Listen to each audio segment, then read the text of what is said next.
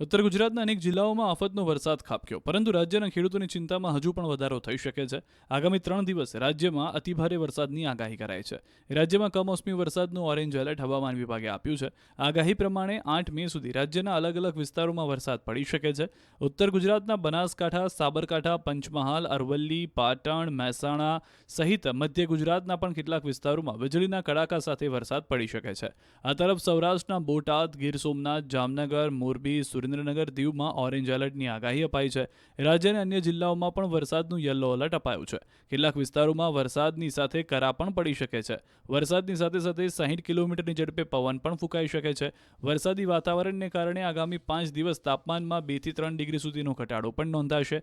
દક્ષિણ પૂર્વ રાજસ્થાન પર સાયક્લોનિક સર્ક્યુલેશન બનેલું છે. એક ટ્રફ એક્સટેન્ડેડ થઈ રહ્યો છે, જે ટ્રફ દક્ષિણ પૂર્વ રાજસ્થાનથી લઈને દક્ષિણ ભારતમાં તમિલનાડુ સુધીનો છે, જેની ગુજરાત, મહારાષ્ટ્ર, કર્ણાટક પર અસર જોવા મળી શકે છે. જેના કારણે અમદાવાદના હવામાન કેન્દ્ર પરથી ગુજરાતમાં વરસાદ થવાની સંભાવનાઓ વ્યક્ત કરવામાં આવી રહી છે.